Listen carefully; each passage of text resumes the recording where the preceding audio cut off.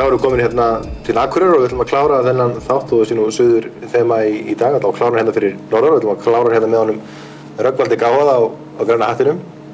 Þú ert að fara að spila hérna með einn af þínum 11 hljómsveitum. Já, með 2 á sunnan. Þannig að þetta geti sloppið. Þetta er hérna, hvað heitir þessi hljómsveit?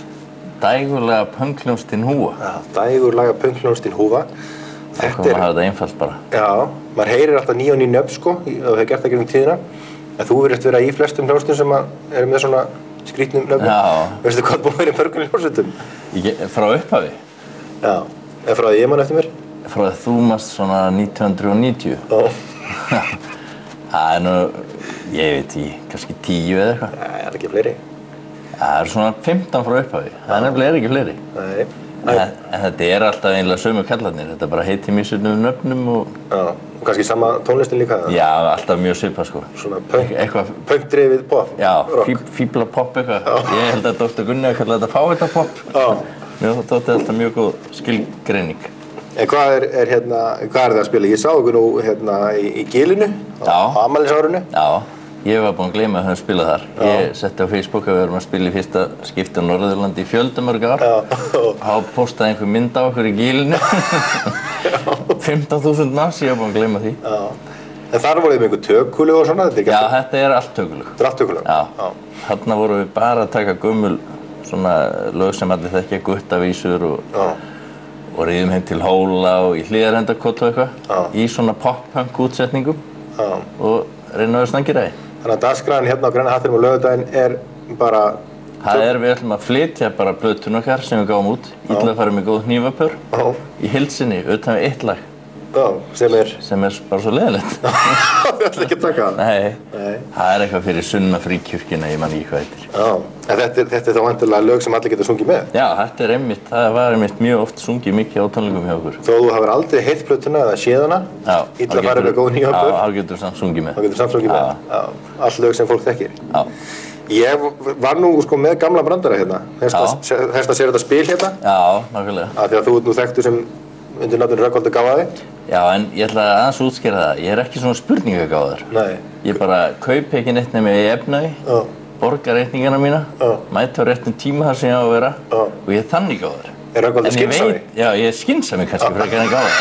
En ég veit ekkert alveg hver var forsætisráðherra í Japan 1944. Nei, Hong Ching-yong. Já, Hong Ching-yong.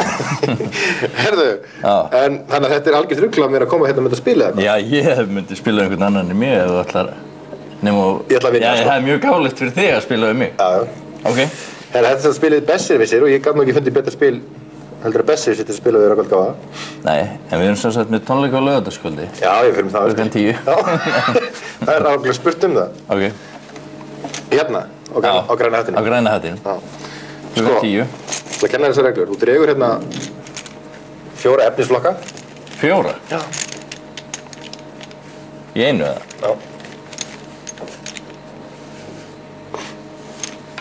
Hvað fyrstu? Það eru íþróttir og leikir. Já. Saga. Já. Tónlist, Jesus Christ, ég veit ekkert tónlist. Sjónvarp og útvarp. Ok, svo raðar þessi hérna á eftir því sko hvað þú vilt fá mörg stig fyrir hvert flokk. 1, 2, 3 og 4. Ég fæ samfélag, listir, náttúruvísindi og bókmenntir. Ég á eftir að tapa þessu. Já. Og listir og náttúruvísindi. Ég á eftir að tapa þessu sko. Hvað ertu með fyrst? Bókmenntir? Já. Ok. Og sko það sem þú getur gert með setunni, þá getur þú skipt hérna við mig sko. Þú getur stólið einhverja af mér og látið mig fá eitthvað í staðinn. Ok. Þú telur þig. Ég ætla ekki að stela neinu af þér. Og svo ef þú spyrir mig einhverju og telur þig vita svarið, þá kastar það fram þessu B hérna, Besserwisser. Já, ok. Þá getur þú svarað spurningunni sko. Þinni spurningu? Já, sem ég fæ. Ok. Við ætlum að byrja á þér og það er tónlist að sjálfsögðu sem að þú velur þér. Og hér kemur fyrsta spurningin og kannski eina spurningin í þessum þætti. Hvað hét söngvarinn í Queen sem lést úr alnæmi árið 1991? Hann hét Freddie Mercury. Já, sko. Sko, ég vissi 1. Já, þá getur þú farið með þinn rauða mann 1 áfram. Til hamingju með það. Takk. Og þú ert með bókmenntir. Já. Hvernig lítið það út? Það er svona eins og bók. Það er alveg eins og bók? Já. Er það hérna megin? Nei, það er hinn megin. vantar það nú. Já, hérna. Já. Hvaða skáldsaga Salmans Rushdie var tilefni þess að Khomeini íraksklerkur bannferði skáldið fyrir guðlast 14. febrúar 1989. Þetta er söngvar Satans, myndi ég held að. Það er hárið rétt hjá þér. Það var stík á mér. Þá verður þú 1 stík. Já. Herra, þetta byrja vel. Þannig að við bara höldum að spila. Sjónvarsáhorfendur kannski þurfum ekki endilega Nei. fylgjast með okkur spila. Þeir vil ekki sjá það. Nei. Þannig að við óskum ykkur góðra helgar og sjáumst aftur næsta föstudag og þá verðum við einnig á Rauða húsinu á Eyrarbakka á Suðurlandinu. Takk fyrir og góða helgi. Næsta spurning.